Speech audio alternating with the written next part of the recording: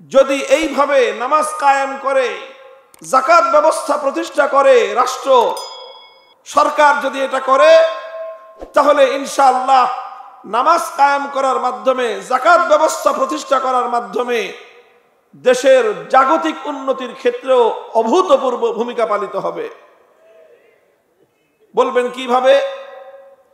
কারণ যখন রাষ্ট্র সরকার যখন সর্বস্তরে নামাজ কায়েম করার উদ্যোগ নিবে, তখন সরকারের মন্ত্রী এমপিদেরকে প্রথম নামাজ পড়তে হবে, সরকারের সকল আমলাদেরকে বাধ্যতামূলক নামাজ পড়তে হবে, সরকারি সকল কর্মজীবীদেরকে, কর্মচারী যদি মুসলমান হয়ে থাকে, অমুসলিমের জন্য না, মুসলমানদের জন্য বাধ্যতামূলক নামাজ পড়তে হবে।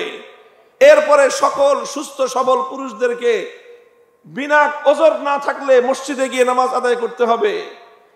এইভাবে যখন নামাজের বিধান ব্যাপকতা লাভ করবে, সমাজের মধ্যে নামাজের সুফল দেখা দিবে। নামাজের সুফল স্বয়ং আল্লাহর কোরআন বলেছে, ইন্নাস সালাতা তানহা আনিল ফাহশাই ওয়াল মুনকার, যে নামাজ মানুষকে অন্যায় এবং অশ্লীল কাজ থেকে বিরত রাখে। সমাজে যখন নামাজের মাধ্যমে অন্যায় কাজ প্রতিহত হবে, সমাজের মধ্যে নামাজের দ্বারা যখন অশ্লীল কাজ বন্ধ হবে, মানুষের নীতি নৈতিকতার যখন উন্নয়ন ঘটবে, অর্থনৈতিক ক্ষেত্রে, উন্নয়নের ক্ষেত্রে, ডেভেলপমেন্টের ক্ষেত্রে যে কোনো সময়ের তুলনায় অনেক বেশি অগ্রগতি সাধন হবে।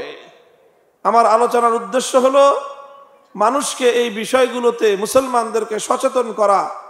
যারা না জানার কারণে, অসচেতনতার কারণে অসংখ্য মানুষ কুফুরির চোরা বালুতে তারা হারিয়ে যাচ্ছে, কুফুরির ঘোর অন্ধকারে তারা নিমজ্জিত হয়ে যাচ্ছে। তারা আপাদ মস্তক কুফুরির মধ্যে ডুবন্ত থেকেও নিজেদেরকে ইমানদার ভাবতেছে।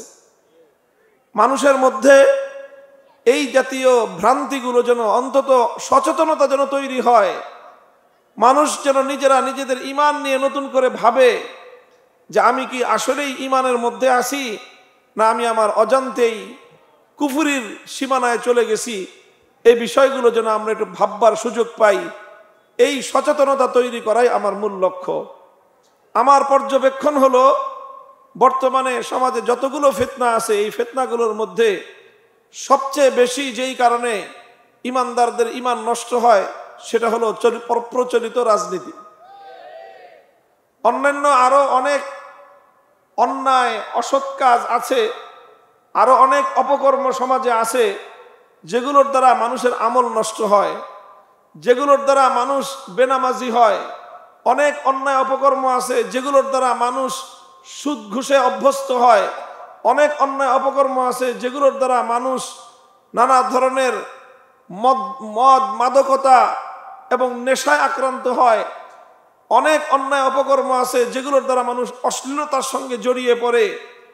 এই সব অন্যায় অপকর্মের মাধ্যমে মানুষের আমল নষ্ট হয়, আর সবচেয়ে বেশি ঈমান নষ্ট হয় প্রচলিত রাজনীতির মাধ্যমে।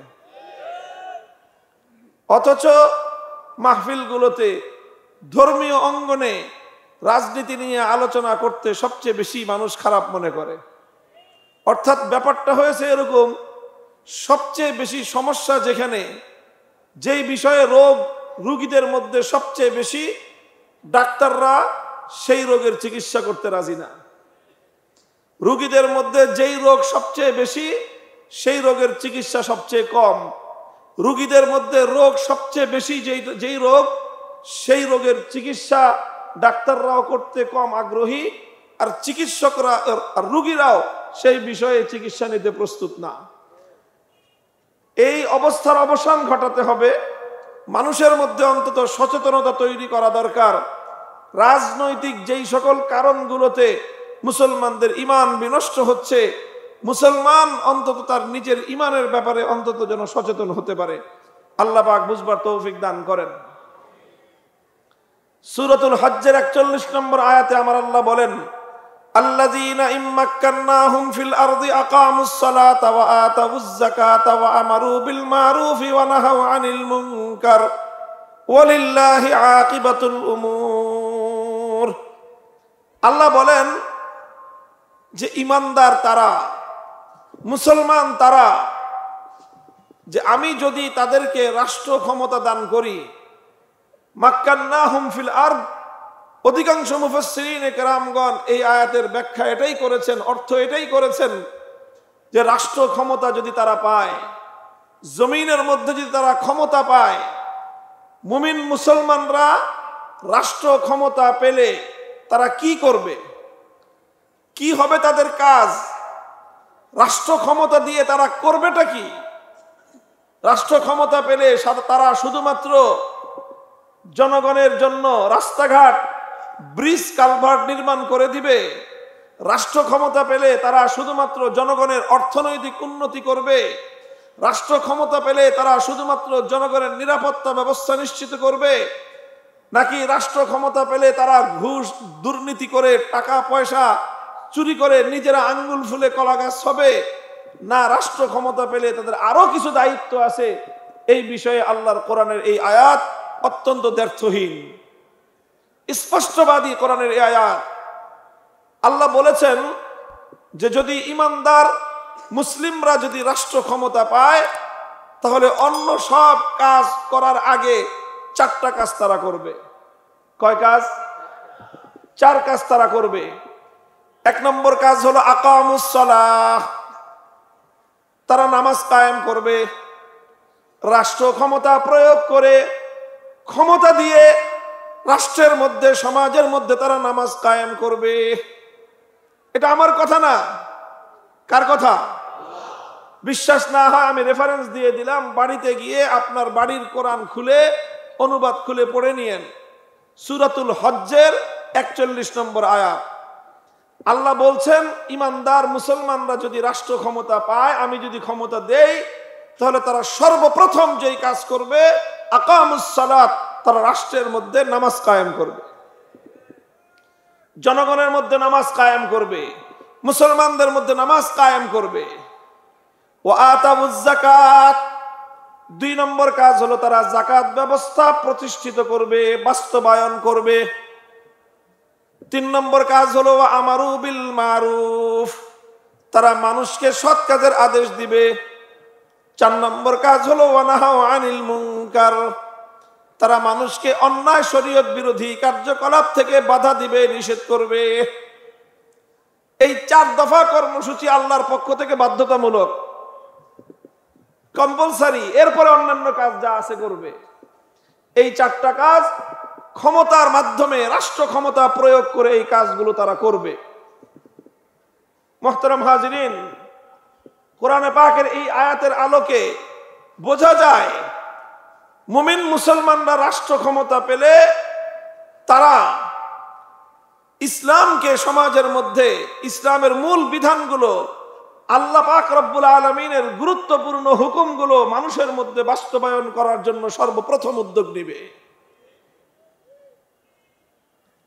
এটার দ্বারা শুধুমাত্র জনগণের পরকালীন কল্যাণ হবে তাই নয়, জনগণের পরকালীন কল্যাণ তো হবেই।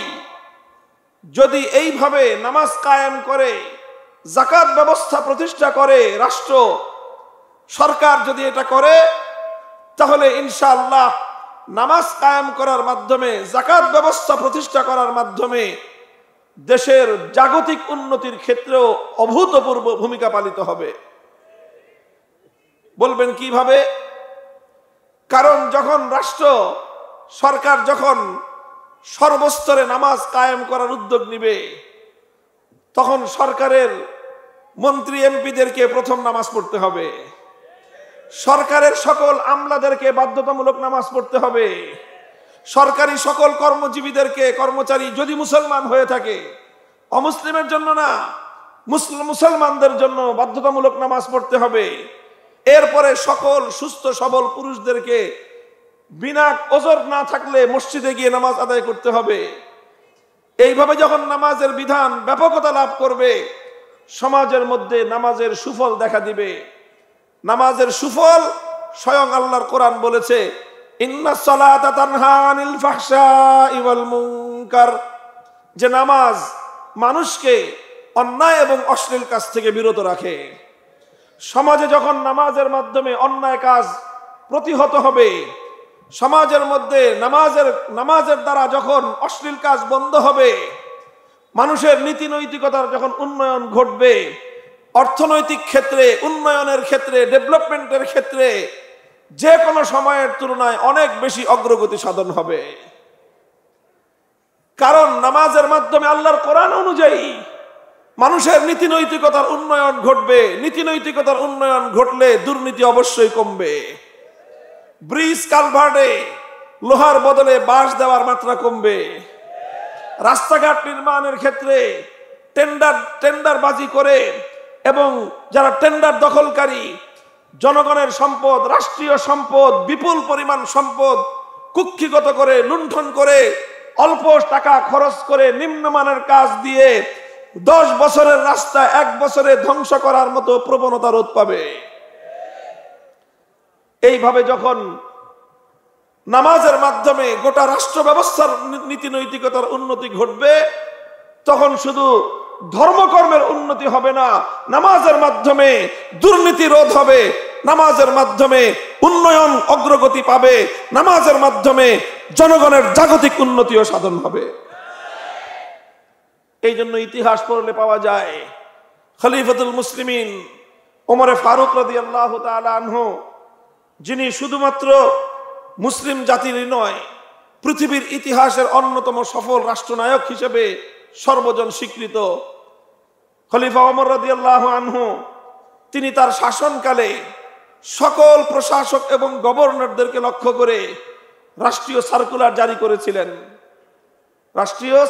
জারি করেছিলেন। খলিফাতুল মুসলিমিনের পক্ষ থেকে পৃথিবীর সকল রাজ্যের শাসকদেরকে লক্ষ্য করে তিনি লিখেছিলেন, ইন্না আহাম্মা উমুরিকুম ইনদি আস-সালাহ ফামান হাফিজাহা ফাহুয়া লিমা সিওয়াহা আহফাজ ওয়া মান দাইয়াহা ফাহুয়া লিমা সিওয়াহা আযয়াউ। হযরত ওমর বলেছিলেন, হে আমার খেলাফত রাষ্ট্রের প্রশাসক বর্গ, গভর্নরগণ, তোমরা শুনে রাখো, আমার নিকট তোমাদের সবচেয়ে গুরুত্বপূর্ণ কাজ হলো নামাজ। যেই শাসক, যেই প্রশাসক, রাষ্ট্রের যেই কর্মকর্তা সুন্দরভাবে নামাজ ব্যবস্থা কায়েম করবে, সে তার প্রশাসনিক অন্য সব কাজকর্মের ক্ষেত্রে নামাজের চেয়ে আরো বেশি উন্নত এবং আরো বেশি দায়িত্বশীল প্রমাণিত হবে। আর যেই দায়িত্বশীল, যেই শাসক, যেই গভর্নর নামাজের ব্যাপারে গাফলতি করবে, সন্দেহাতীতভাবে সেই বেটা অন্য সব কাজের মধ্যে আরো বেশি গাফেল হবে, আরো বেশি দুর্নীতি পরায়ণ হবে। এটা খলিফা ওমরের কথা। সুতরাং তিনি বললেন, রাষ্ট্রের দায়িত্বশীলদের, গভর্নরদের, প্রশাসকদের সবচেয়ে বড় দায়িত্ব আর কর্তব্য হলো সর্বপ্রথম তারা নামাজ ব্যবস্থা নিজের জীবনে গোটা তার শাসিত এলাকার মধ্যে নামাজ ব্যবস্থা বাস্তবায়ন করবে। নামাজ ব্যবস্থা যেই সমাজে বাস্তবায়িত হয়, সেই সমাজে অন্যায় অপকর্ম এমনিতেই অর্ধেক নয়, বরং তার চেয়ে আরো অনেক বেশি হ্রাস পায়। সেই ক্ষেত্রে রাষ্ট্রের অনেক খরচ কমে আসে, নিরাপত্তা খরচ কমে আসবে, রাষ্ট্রের নানা ধরনের অতিরিক্ত খরচ কমে আসবে এবং স্বাভাবিকভাবেই রাষ্ট্র উন্নয়নের ক্ষেত্রে, অর্থনৈতিক ক্ষেত্রে অভূতপূর্ব উন্নতি সাধন করবে। এটা হলো প্রথম কাজ, যে আকামুস সালাত। রাষ্ট্র ক্ষমতা পেলে মুমিন মুসলমানদের প্রথম কাজ হলো নামাজ কায়েম করবে। 2 নম্বর কাজ হলো আতাউজ যাকাত। তারা যাকাত ব্যবস্থা বাস্তবায়ন করবে। যাকাত ব্যবস্থা যদি কোন সমাজের মধ্যে আল্লাহর কোরআনের হুকুম মতে, শরীয়তের বিধান মোতাবেক যদি যাকাত ব্যবস্থা বাস্তবায়ন হয়, আল্লাহর কোরআনের উপর আস্থা রেখে আমরা দ্ব্যর্থহীন ভাষায় চ্যালেঞ্জ করে বলতে পারি, যে জাতির মধ্যে, যেই সমাজের মধ্যে যাকাত ব্যবস্থা বাস্তবায়িত হবে, সেই সমাজে দারিদ্র থাকতে পারে না। দারিদ্র বিমোচন হবে, মানুষের অভাব ঘুচবে, বৈষম্য দূর হবে, সাম্য, অর্থনৈতিক সাম্য প্রতিষ্ঠিত হবে। সমাজের মধ্যে অনেক বিশৃঙ্খলা, অনেক ক্লাশ, অনেক দ্বন্দ্ব সংঘাত যাকাত ব্যবস্থার মাধ্যমে শুরু থেকেই নির্মূল হয়ে যাবে। মুহতারাম হাজিরিন, এটা আমার মূল আলোচ্য বিষয় না, শুধু একটু ব্যাখ্যা করলাম যে কেন আল্লাহ পাক রব্বুল আলামিন রাষ্ট্র ক্ষমতা পেলে মুসলিম শাসকদেরকে প্রথমে নামাজ কায়েম করতে বললেন, এরপরে কেন যাকাত ব্যবস্থা বাস্তবায়ন করতে বললেন, শুধুমাত্র তার ব্যাখ্যা করলাম। এখন আমি আমার মূল আলোচনায় আপনাদের কাছে একটা প্রশ্ন রাখতেছি, বুঝে শুনে জবাব দিবেন। কোরআনে পাকের এই আয়াতের দ্বারা বোঝা গেল যে রাষ্ট্র ক্ষমতা পেলে নামাজ বাস্তবায়ন করবে। আচ্ছা, আপনারা বলেন তো, নামাজ এটা ইসলামের গুরুত্বপূর্ণ একটা বিধান কিনা? নামাজ ইসলাম ধর্মের বরং শুধু গুরুত্বপূর্ণ নয়, বরং ঈমানের পরে নামাজ হলো ইসলাম ধর্মের সর্বাধিক গুরুত্বপূর্ণ বিধান। এরপরেই, নামাজের পরেই ইসলাম ধর্মের সর্বাধিক গুরুত্বপূর্ণ বিধান হলো যাকাত। কথা বলেন। তাহলে নামাজ ইসলাম ধর্মের বিধান, যাকাত ইসলাম ধর্মের বিধান। আল্লাহ বলছেন মুসলমানরা রাষ্ট্র ক্ষমতা পেলে সেই ক্ষমতার মাধ্যমে নামাজ কায়েম করবে, যাকাত বাস্তবায়ন করবে। এর দ্বারা কি বোঝা গেল? ক্ষমতার সঙ্গে ইসলামের সম্পর্ক আছে না নাই? রাষ্ট্রের সঙ্গে ইসলামের সম্পর্ক আছে না নাই? রাষ্ট্রের সঙ্গে যদি সেই রাষ্ট্রটা মুসলমানদের হাতে থাকে, সেই রাষ্ট্রের দায়িত্বশীল যদি কোনো মুসলমান হয়, সেই রাষ্ট্রের ক্ষমতা যদি কোনো মুসলমান এবং ইমানদারের হাতে আসে, যেই ইমানদার আল্লাহকে বিশ্বাস করে, যেই ইমানদার আল্লাহর কোরআনকে বিশ্বাস করে, যেই ইমানদার নিজেকে মুসলমান বলে বিশ্বাস করে, সেই মুসলমান রাষ্ট্র ক্ষমতা পেলে সে ক্ষমতার মাধ্যমে নামাজ এবং যাকাত বাস্তবায়ন করতেই হবে, এটা তার জন্য জরুরি এবং বাধ্যতামূলক। সুতরাং কোরআনের এই আয়াত এই বিষয়ে দ্ব্যর্থহীন যে মুসলমানরা রাষ্ট্র ক্ষমতা পেলে অবশ্যই রাষ্ট্র ক্ষমতা ধর্মের সঙ্গে, ইসলামের সঙ্গে ওতপ্রোতভাবে জড়িত থাকবে, বরং রাষ্ট্র ক্ষমতা এবং রাষ্ট্র ব্যবস্থা পরিপূর্ণ ইসলামের অধীনে পরিচালিত হবে। এখন যারা কোরআন মানে, যারা ইসলাম মানে, যারা আল্লাহর কথা মানে, যারা আল্লাহর নবীর হাদিস মানে, তারা এই কথাটাও মানতে বাধ্য। এ কারণেই কোন মুসলমান রাজনৈতিক মতাদর্শ হিসেবে সেকুলার মতাদর্শকে গ্রহণ করতে পারে না। কোন মুসলমানের পক্ষে কশ্চিনকালেও ধর্মনিরপেক্ষ মতবাদ গ্রহণ করা সম্ভব নয়। মুসলমান সেকুলার হতে পারে না। মুসলিম ইমানদার ব্যক্তি কশ্চিনকালেও ধর্মনিরপেক্ষ হতে পারে না। ধর্মনিরপেক্ষ হতে পারে হিন্দু, ধর্মনিরপেক্ষ হতে পারে বৌদ্ধরা, ধর্মনিরপেক্ষ হতে পারে খ্রিস্টান ধর্মাবলম্বী সহ অন্যান্য ধর্মাবলম্বীরা, কিন্তু মুসলিম কোনদিন সেকুলার বা ধর্মনিরপেক্ষ হতে পারে না। কেন পারে না? মুসলিম ধর্মনিরপেক্ষ হতে পারলো না, কিন্তু হিন্দু, বৌদ্ধ, খ্রিস্টানরা ধর্মনিরপেক্ষ হতে পারে। কারণটা কি? পার্থক্যটা কোথায়? একটু গভীর মনোযোগ দিয়ে কথাটা বুঝেন। আমার আলোচ্য বিষয় খুব সংক্ষিপ্ত এবং একটা টু দা পয়েন্ট আমি কথা বলছি। মুসলমান ধর্মনিরপেক্ষ হতে পারে না, সেকুলার হতে পারে না। হিন্দু, বৌদ্ধ, খ্রিস্টান সেকুলার হতে সমস্যা নাই, তারা সেকুলার হতে পারে, তারা মতবাদ হিসেবে সেকুলারিজমকে গ্রহণ করতে পারে এবং তারা তাদের রাষ্ট্রকে ধর্মনিরপেক্ষ রাষ্ট্র বানাতে পারে এবং তারা নিজেরাও ধর্মনিরপেক্ষ হতে পারে। মুসলমান সেটা পারে না। বলবেন কেউ, হিন্দু, বৌদ্ধ, খ্রিস্টান পারলে মুসলমান কেন পারবে না? হিন্দু, বৌদ্ধ, খ্রিস্টান পারলে মুসলমান কেন পারবে না? আমি এই প্রশ্নের জবাব আলোচনা করছি। এটাই হলো আমার আলোচনার মূল পয়েন্ট। আমার এই আলোচনা বুঝবার জন্য আগে আপনাকে সেকুলারিজমটা কি জিনিস এটা বুঝতে হবে, ধর্মনিরপেক্ষ মতবাদটা কি জিনিস এটা আপনাকে বুঝতে হবে। মুহতারাম হাজিরিন, ধর্মনিরপেক্ষ মতবাদের ডিকশনারি ঘাটলে অনেক ধরনের অর্থ পাওয়া যায়। ইহজাগতিকতা অথবা কোন ধরনের ধর্মের সংশ্লিষ্ট বা ধর্ম সংশ্লিষ্ট ব্যতি রেখে অন্যান্য কার্যকলাপ, এই জাতীয় অনেক কথা বলা হয়। তবে সেকুলারিজমের প্র্যাকটিসিং যে অর্থটা, সেটা হলো সেকুলারিজম বা ধর্মনিরপেক্ষ মতবাদ। এটা এমন একটা রাজনৈতিক মতবাদ যেই মতবাদের মূল কথা হলো রাষ্ট্রের সঙ্গে ধর্মের কোনো সম্পর্ক থাকতে পারবে না।